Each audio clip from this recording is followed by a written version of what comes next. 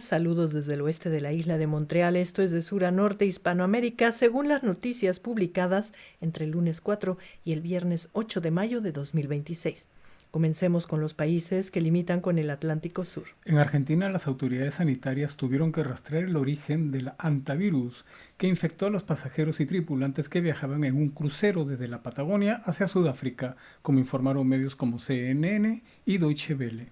La agencia Xinhua relató los esfuerzos de la Organización Mundial de la Salud para coordinar las medidas paliatorias a nivel internacional y Deutsche Welle y CNN explicaron que la mortífera cepa andina de este virus proviene de roedores como las ratas. France 24 comentó que el presidente argentino Javier Milei habría aportado $350.000 en la conformación de un equipo de comunicación regional destinado a criticar a los mandatarios de México Claudia Sheinbaum y de Colombia Gustavo Petro. La acusación proviene del medio digital Diario Red y el medio español El País, en su versión en inglés, citó el comentario que realizó la mandataria mexicana el miércoles.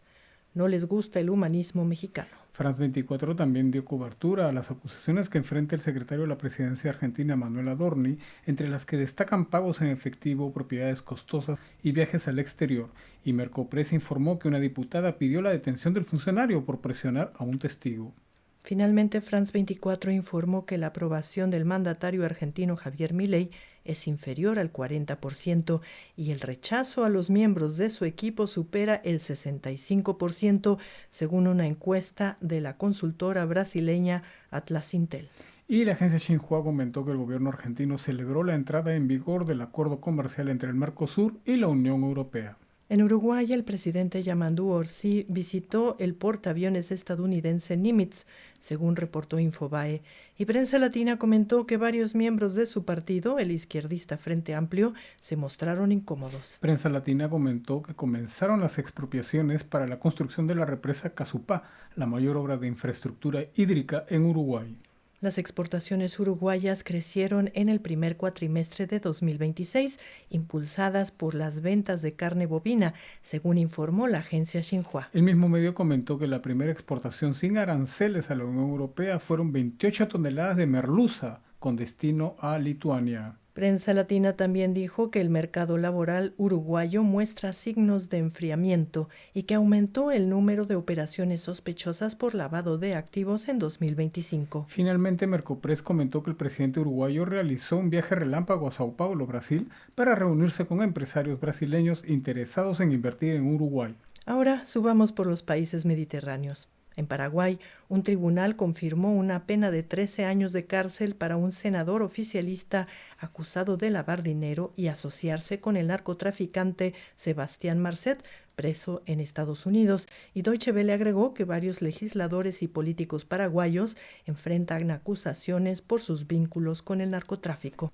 El ministro del Interior, Enrique Riera, aseguró que Paraguay dejó de ser la principal ruta para el tráfico internacional de cocaína en América Latina, como informó la agencia Xinhua. Y Deutsche Welle cubrió la visita a Taiwán del presidente paraguayo Santiago Peña.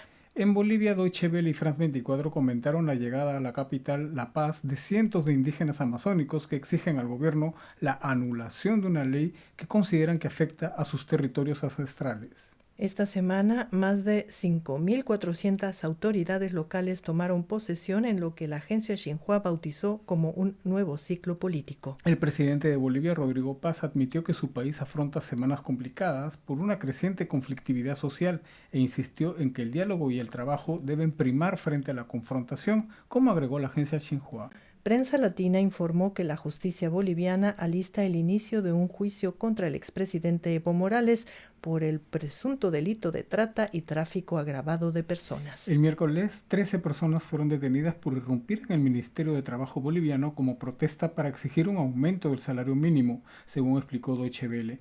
Y ese mismo día, la agencia Xinhua comentó que el gobierno y los transportistas alcanzaron un acuerdo. Bolivia y Brasil revisaron una agenda de 5 ejes para reforzar la cooperación bilateral contra el narcotráfico y el crimen organizado en su extensa frontera común, según informó la agencia Xinhua. Finalmente, la Fiscalía de Bolivia anunció la detención de 4 sospechosos por el asesinato de un magistrado ocurrido la semana pasada. Ahora recorramos la costa del Pacífico.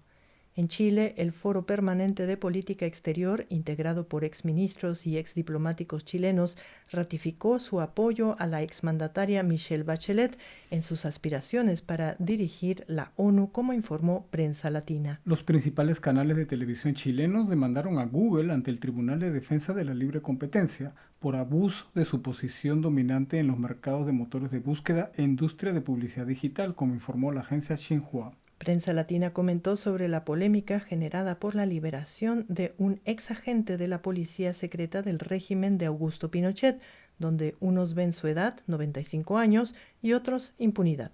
Una encuesta publicada en Chile indica que cada vez más chilenos rechazan el proyecto de reconstrucción nacional impulsado por el gobierno de José Antonio Kast, según informó la misma Prensa Latina. En el Perú, un autobús interprovincial se despistó dejando un saldo de 4 personas muertas y más de 20 heridas en la Sierra Sur de Ayacucho, como resaltó la agencia Xinhua. La misma agencia destacó el descubrimiento de una nueva especie de lagartija en la norteña región de Cajamarca. CNN, por su parte, informó que la Junta Nacional de Justicia de Perú abrió un procedimiento disciplinario contra Piero Corbeto, el ex jefe de la Oficina Nacional de Procesos Electorales, por las irregularidades durante las elecciones generales de abril. Finalmente, el gobierno peruano aseguró que nadie está tramitando un eventual indulto al expresidente Pedro Castillo, quien cumple una condena de 11 años y 5 meses de cárcel por un intento de golpe de Estado que protagonizó en 2022, según informó Deutsche Welle. En Ecuador, el domingo comenzó un nuevo periodo de toques de queda nocturnos por 15 días, como anunciaron Deutsche Welle, Prensa Latina y la agencia Xinhua. Infobae destacó que justo en la entrada de vigor del toque de queda, asesinaron a la hermana de uno de los 4 menores ejecutados por militares en 2024, un hecho que conmocionó a todo Ecuador. El gobierno de Ecuador redujo al 75% los aranceles a las importaciones provenientes de Colombia, como informó la agencia Xinhua. Y el gobierno ecuatoriano emitió bonos soberanos en el mercado internacional por $1.000 millones, con vencimiento en 2034 y 2039, como informó la misma agencia. CNN, por su parte, comentó esta semana que la suspensión y cancelación de partidos políticos de oposición podría ser una señal de retroceso democrático. Y llegamos al norte amazónico. Venezuela. Deutsche Welle destacó las peticiones para la liberación de los presos políticos encabezados por la opositora y Premio Nobel de la Paz 2025, María Corina Machado. Prensa Latina, por su parte, comentó que el ministro de Relaciones Exteriores de Venezuela, Iván Gil, brindó un cálido saludo a los copresidentes de Nicaragua, Daniel Ortega y Rosario Murillo, por el Día de la Dignidad Nacional. Y France 24 se preguntó por qué la mayoría de migrantes venezolanos no quiere volver a su país. Esta semana comenzó la audiencia ante la Corte Internacional de Justicia para decidir la propiedad de la región del Esequibo entre Venezuela y Guyana, como informó Deutsche Welle, y France 24 recordó que la disputa territorial se intensificó luego de que ExxonMobil descubrió en 2015 enormes yacimientos de petróleo en alta mar. Y el jueves Venezuela reconoció, 9 meses después, la muerte de un preso político que además llevaba más de un año en calidad de desaparecido, como informaron varios medios. En Colombia, un Monster Truck perdió el control en una exhibición, matando a 3 personas y dejando a otras 37 heridas en la ciudad de Popayán, como informaron Deutsche Welle, CNN y la agencia Xinhua. El presidente Gustavo Petro denunció que el gobierno ecuatoriano sabotea sus programas de pacificación en el sur colombiano y que el mandatario Daniel Noboa distrae la atención sobre los poderosos políticos del Ecuador ligados al narcotráfico, como informó Prensa Latina. France 24, por su parte, informó que la candidata presidencial colombiana Paloma Valencia, del partido derechista Centro Democrático, aseguró que conversó con el mandatario Noboa para reducir al 75% los aranceles a productos colombianos. Una explosión en una mina dejó al menos 14 trabajadores atrapados, como informaron varios medios, y al avanzar la semana, medios como Xinhua comentaron que 9 mineros fallecieron y otros 6 fueron rescatados. Deutsche Welle anunció que el ejército de Colombia detuvo a alias El Mono, un jefe de finanzas de la mayor disidencia de las FARC, vinculado al atentado con un cilindro bomba que dejó al menos 20 muertos en el departamento del Cauca. Y la agencia Xinhua informó que el ex canciller colombiano Luis Gilberto Murillo renunció a su candidatura presidencial para apoyar a Iván Cepeda, candidato del oficialista Pacto Histórico y líder en todas las encuestas de intención de voto. Ahora pasemos por Centroamérica y el Caribe.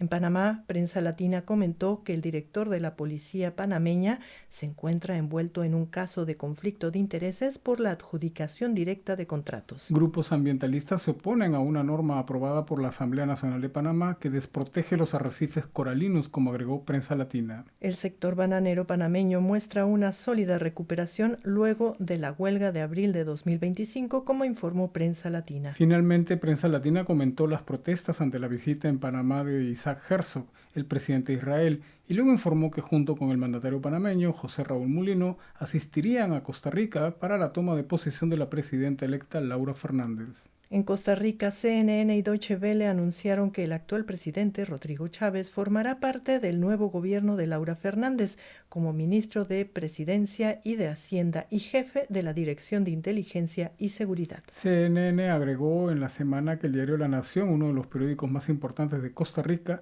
dijo que Estados Unidos le revocó la visa a 5 de los 7 miembros de su junta directiva en represalia por su cobertura crítica al régimen de Trump y su aliado, el presidente Chávez. En Cuba, el gobierno denunció las amenazas de agresión militar de Estados Unidos luego que Donald Trump anunciara que tomaría el control de la isla caribeña, como informaron la agencia Xinhua y CNN. El presidente de Cuba, Miguel Díaz-Canel, agradeció el mensaje de apoyo de su homólogo de Colombia, Gustavo Petro, quien rechazó una posible agresión militar estadounidense contra la isla, según informó la agencia Xinhua.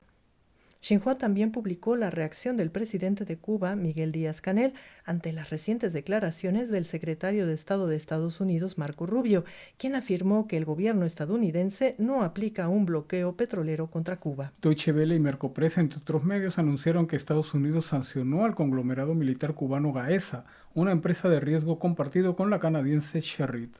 En República Dominicana, Prensa Latina informó sobre las protestas ciudadanas contra el proyecto minero de la empresa canadiense Gold Quest Mining en el suroeste del país, bajo el lema Agua sí, oro no. France 24 informó que el presidente Luis Abinader ordenó su paralización y dijo, si la población rechaza de manera masiva un proyecto de esta categoría, no es viable continuarlo. El medio explicó que el proyecto implicaría la contaminación de los ríos de toda la provincia, donde se produce cerca del 60% de las habichuelas que consume el país y alrededor de un 15% del arroz. Finalmente, Prensa Latina informó que Haití y República Dominicana reabrirán su espacio aéreo a los vuelos comerciales entre ambas naciones. En Honduras, la deuda pública es de casi 18.000 millones de dólares y, según el gobierno, se mantiene dentro de márgenes sostenibles, como reveló Infobae en la semana. Infobae agregó que la administración del presidente Nasri Asfura fortalece lazos con Washington y mencionó como ejemplo que el gobierno hondureño evalúa reemplazar los equipos de Huawei por tecnología de Cisco System. Solamente la versión en inglés del diario español El País, así como France 24, comentaron la revelación denominada Honduras Gate, una filtración de audios publicada por el diario Red en América Latina. Según los medios citados, el presidente hondureño Nasri Asfura, así como sus homólogos Donald Trump, Benjamín Netanyahu y Javier Milei, junto con el expresidente hondureño Juan Orlando Hernández, estarían coordinando una campaña de desinformación contra los gobiernos de Brasil, Colombia y México. En El Salvador, el sector de agricultura, ganadería, silvicultura y pesca registró en marzo de 2026 una caída sin precedentes, según anunció Infobae, y Prensa Latina destacó que los ingresos por exportaciones de café aumentaron alrededor del 40% y Estados Unidos es su principal destino. El gobierno de El Salvador presentó ante la Asamblea Legislativa una solicitud para que 5 diputados representen a los salvadoreños residentes en el exterior, como explicó Infobae en la semana. Y CNN destacó en esta misma semana que aumentan las denuncias por abusos en las cárceles de El Salvador. En Guatemala, Consuelo Porras entregó su cargo de fiscal general y France 24 recordó que durante los 8 años de su gestión, el Ministerio Público guatemalteco fue un instrumento de persecución de jueces, fiscales, periodistas y líderes indígenas, mientras eludía investigar las grandes tramas de corrupción. Deutsche Welle informó que el presidente de Guatemala, Bernardo Arévalo, eligió al abogado Gabriel Estuardo García Luna como nuevo fiscal general y jefe del Ministerio Público para el periodo 2026-2030. Van más de 600 inspecciones a gasolineras en Guatemala, donde la Dirección de Atención y Asistencia al Consumidor monitorea los precios de los combustibles, como informó Prensa Latina. Infobae, por su parte, reportó que las exportaciones de café de Guatemala a Estados Unidos prácticamente se duplicaron en el primer bimestre de 2026. Y llegamos al norte. En México, la presidenta Claudia Sheinbaum reafirmó su compromiso con la libertad, la independencia y la soberanía nacional en medio de tensiones con Estados Unidos, como informaron la agencia Xinhua y CNN. El gobernador del estado mexicano de Sinaloa, Rubén Rocha, acusado por Estados Unidos de vínculos con el narcotráfico, pidió licencia al Congreso, como informó CNN. CNN explicó que las relaciones entre México y Estados Unidos pasan por un momento difícil luego de la muerte de 2 agentes de la CIA en Chihuahua, y France 24 se preguntó al respecto de la estrategia estadounidense en México: ¿lucha antinarco o injerencia?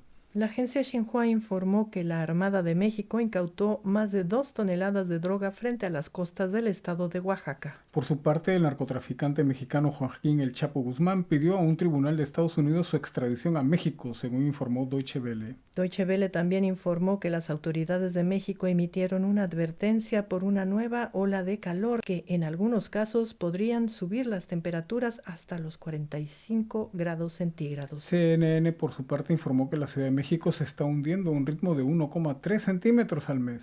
A mitad de la semana, el presidente de Estados Unidos, Donald Trump, advirtió a las autoridades de México de que, si no hacen su trabajo contra el narcotráfico, Washington lo hará. La agencia Xinhua agregó que los gobiernos de México y Estados Unidos atraviesan un momento tenso, y CNN informó que la presidenta Claudia Sheinbaum dijo al gobierno de Estados Unidos que si tienen algo contra algún mexicano, que presenten las pruebas y aquí se juzga.